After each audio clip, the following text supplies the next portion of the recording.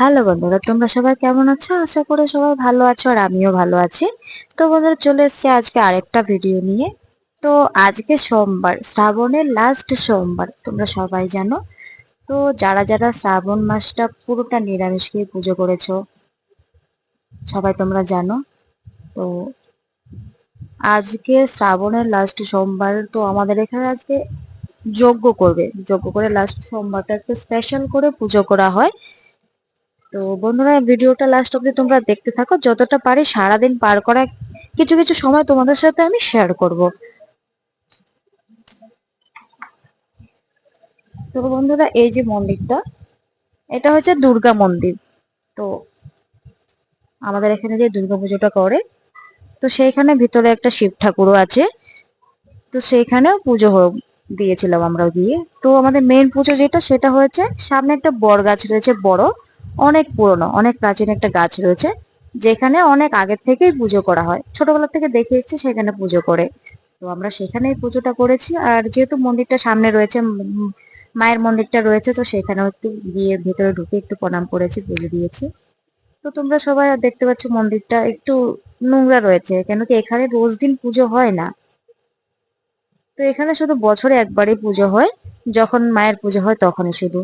তো রোজ দিন এখানে পুজো হয় না বলে ভিতরটা একটু নোংরা রয়েছে। তো পুজোর টাইমে এটাকে পরিষ্কার করা হয়। তো বন্ধুরা, এটা বলবো যে এখানে মায়ের প্রতিমাটা রয়েছে এখানে। তো এখানে রোজ দিন পুজো দেওয়াটা হয়তো দরকার। এবার কেউ দেয় না সেটা তো জানি না, তবে আমার মনে হয় সেখানে দিলে হয়তো ভালো হতো। কেউ মায়ের মূর্তিটা এখানে রাখা থাকে সবসময়। তো এই দেখতে পাচ্ছ আমার মেয়ে। তো বন্ধুরা, এই দেখো, এটা হচ্ছে আমাদের গ্রামের পরিবেশ, একটু অন্য, একটু আলাদা। তো দেখতে পাচ্ছ এই যে গাছটা, যে গাছটার কথা তোমাদেরকে আমি বলেছিলাম।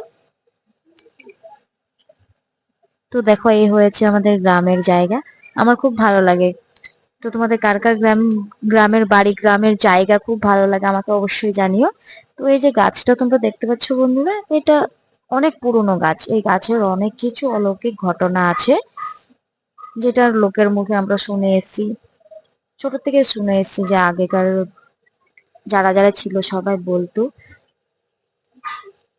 তো এই যে এখানে পুজোটা হয়, এখানে যে যেটা মানত করে সব পূর্ণ হয়। তো দেখো, সবাই বসে খিচুড়ি খাচ্ছে। গ্রামের বাড়িতে কাকিমা, মাসি, মামি, বৌদিদের সাথে পার করা সময়গুলো সত্যিই খুব সুন্দর। সবার সাথে আজকে খুব এনজয় করেছি।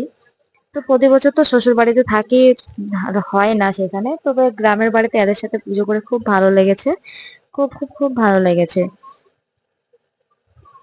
তো আমি যখন দুর্গাপুরে যখন থাকি, তখন আমি গ্রামটাকে খুব মিস করি, খুব মিস করি। হয়তো শহরে বিয়ে করেছি, কিন্তু গ্রামের মজাটা খুবই অন্যরকম, যেটা কখনো মন থেকে প্রকাশ করা যায় না। তো আজকের ভিডিওটা এখানেই শেষ করেছো।